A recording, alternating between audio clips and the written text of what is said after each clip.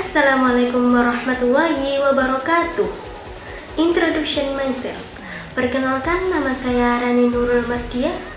Saya dari Program Studi Pendidikan Agama Islam Angkatan 2021, Kampus STIT PGRI Pasuruan.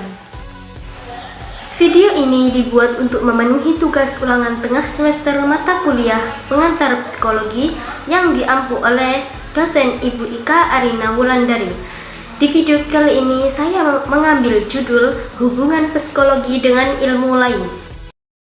Hubungan psikologi dengan ilmu lain. Manusia adalah makhluk yang dinamis serta mengalami perkembangan baik dalam segi fisik, pikiran, hingga cara berinteraksi di lingkungan sosial.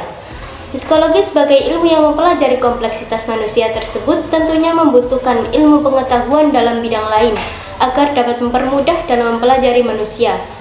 Psikologi adalah ilmu yang sangat erat kaitannya dengan ilmu-ilmu lain. Hubungan psikologi dengan ilmu lain dapat dikatakan seperti simbiosis mutualisme, yaitu saling membantu, saling mengisi satu sama lain. Psikologi sebagai ilmu yang mempelajari dan mendalami mengenai jiwa seseorang tentu mempunyai hubungan dengan ilmu-ilmu yang lain yang sama-sama mempelajari tentang keadaan manusia. Hal ini akan menunjukkan bahwa manusia sebagai makhluk hidup tidak hanya dipelajari oleh ilmu psikologi saja, melainkan oleh ilmu-ilmu lainnya yang saling berkaitan. Di bawah ini beberapa hubungan psikologi dengan ilmu pengetahuan yang lain dalam memahami manusia sebagai berikut. Yang pertama yaitu hubungan psikologi dengan sosiologi. Manusia merupakan makhluk sosial yang juga menjadi objek dari sosiologi. Sosiologi mempelajari perilaku manusia dalam kehidupan bermasyarakat, sedangkan psikologi mempelajari perilaku manusia sebagai manifestasi psikenya. Titik temu antara sosiologi dan psikologi terletak pada perilaku manusia, di mana sosiologi mempelajari perilaku manusia dalam bermasyarakat, sementara psikologi mempelajari perilaku manusia dalam kehidupan pribadinya. Hubungan antara ilmu psikologi dan sosiologi menimbulkan cabang baru dalam psikologi yang disebut dengan psikologi sosial. Psikologi dan sosiologi sama-sama mempelajari perilaku hubungan antar individu. Jadi, psikologi sangat erat hubungannya dengan sosiologi. Kedua, yaitu hubungan psikologi dengan antropologi. Antropologi adalah ilmu yang mempelajari tentang asal-usul manusia, kepercayaannya, bentuk fisik, warna kulit, dan budayanya di masa silam. Karena eratnya hubungan psikologi dan antropologi, sehingga muncullah sub-ilmu yang salah satunya bernama antropologi in mental health. Pada sub-ilmu ini sangat terlibat bahwa psikologi dan antropologi saling terkait, seperti contoh bahwa penyakit jiwa tidak sepenuhnya dipengaruhi oleh kelainan biologis, namun juga oleh emosi dan mental yang tertekan sehingga membuat orang tersebut mengalami penyakit jiwa. Keadaan jiwa manusia itu tergantung pada aspek-aspek sosial budaya. Di sini terlihat bahwa antara psikologi dan antropologi saling terkait. Yang ketiga yaitu hubungan psikologi dengan politik. Ternyata psikologi ada hubungannya dengan politik. Dalam hal ini, yang banyak hubungannya dengan politik adalah psikologi sosial.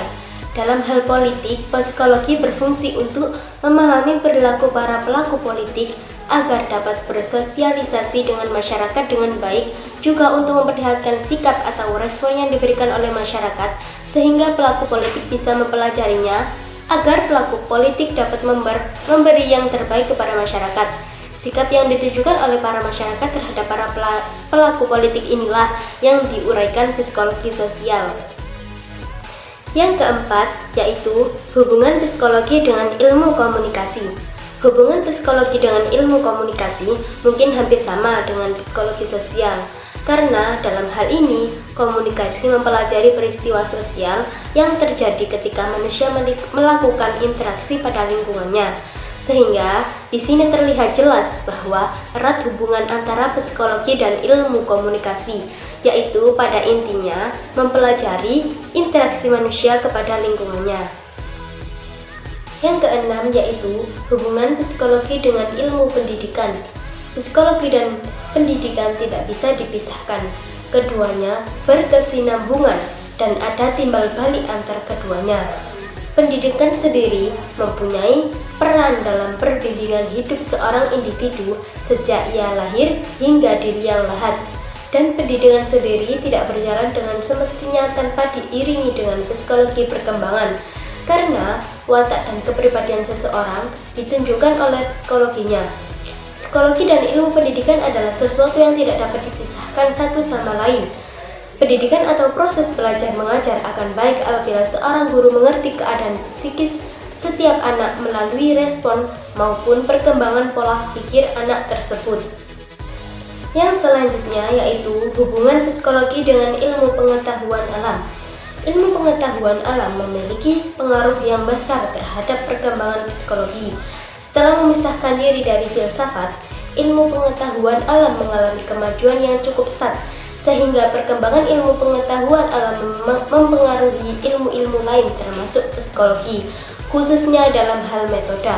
Namun, dalam perkembangan selanjutnya, metode ilmu pengetahuan alam tidak dapat digunakan seluruhnya dalam psikologi karena objek studinya berbeda. Ilmu pengetahuan alam mempunyai objek studi benda mati, sementara psikologi mempunyai objek studi manusia yang hidup dan merupakan makhluk budaya, makhluk dinamis, serta makhluk berkembang yang dapat berubah setiap saat. Kesimpulan yang dapat diambil dari isi materi di atas yaitu psikologi merupakan ilmu yang tidak terlepas dari ilmu-ilmu lainnya, di mana psikologi masih memiliki hubungan dengan beberapa ilmu-ilmu lainnya, seperti ilmu biologi, ilmu sosiologi, ilmu filsafat, ilmu politik, dan ilmu komunikasi. Demikian yang dapat saya sampaikan pada materi yang menarik ini. Sebagai mahasiswa, kita harus mengembangkan ilmu yang kita peroleh dan mencari kebenaran ilmu itu. Semoga dapat bermanfaat bagi kita semua. Akhir kata, saya menyadari bahwa penjelasan saya pada materi ini tidaklah sempurna dan masih banyak memerlukan perbaikan. Karena itu, saya sangat mengharapkan tanggapan, saran, dan kritik yang membangun demi sempurnanya penjelasan saya yang selanjutnya. Atas perhatiannya, kami sampaikan terima kasih. Mohon maaf apabila ada salah kata. Saya, Rani Nurul Mardia, pamit undur diri. Wassalamualaikum warahmatullahi wabarakatuh.